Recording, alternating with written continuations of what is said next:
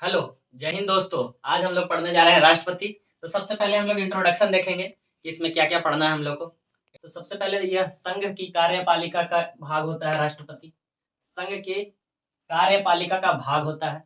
कार्यपालिका में राष्ट्रपति, उपराष्ट्रपति और प्रधानमंत्री और उसके मंत्रिमंडल और महान्यायवादी भी शामिल होते हैं। तो राष्ट्रपति जो है संघ की कार्यपालिका का ही अंग है। दूसरा इसका पॉइंट है राज्य का यह प्रमुख यानी देश का प्रथम नागरिक होता है। और तीसरा इसका अध्ययन हम लोग भाग 5 में करेंगे और अनुच्छेद 52 से लेके 78 तक में इसका वर्णन किया गया है। इसको डिटेल से जब पढ़ेंगे तो राष्ट्रपति के बारे में हम लोग को अच्छा खासा ज्ञान हो जाएगा, अच्छा खासा जानकारी मिल जाएगा। और यह देश की एकता, अखंडता और सुदृढ़ता का प्रतीक है। अब हम लोग पढ़ेंगे निर्वाचन। अब हम लोग राष्ट्रपति के चुनाव के बारे में समझेंगे कि राष्ट्रपति का चुनाव कैसे होता है। तो सबसे पहले इसका चुनाव आम जनता के द्वारा नहीं किया जाता है, बल्कि इसका चुनाव अप्रत्यक्ष मतदान के द्वारा होता है। इसमें चुनाव जो होता है वो निर्वाचक मंडल के द्वारा होता है।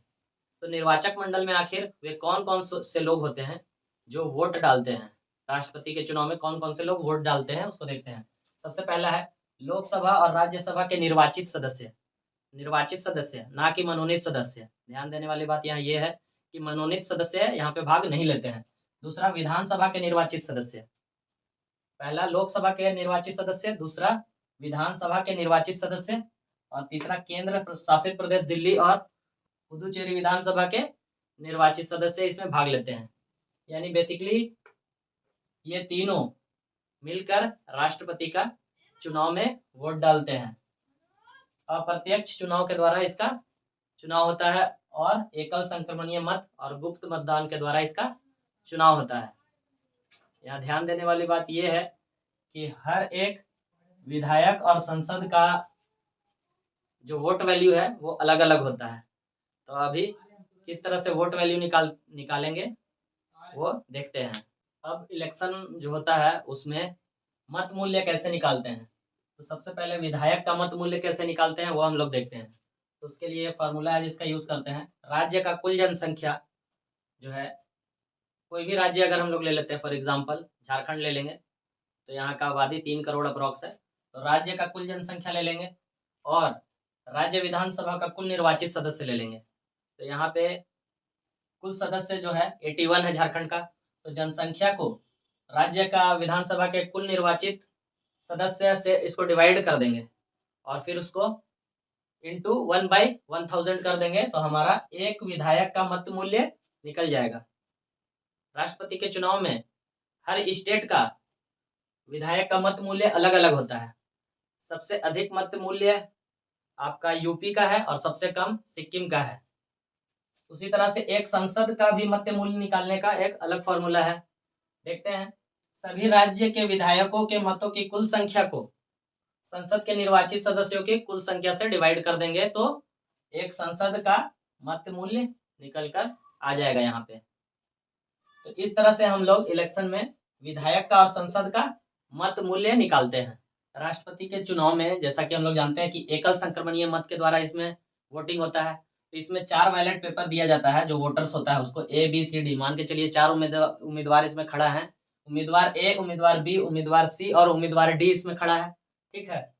अब उसमें आपको वोट हम मान के चलिए देने गए इसको, तो इसमें हमको प्रेफरेंस चूज करना होगा, चारों को वोट डालना होगा। जैसे हमको सी पसंद है तो सी को 1 नंबर पे रख लेंगे।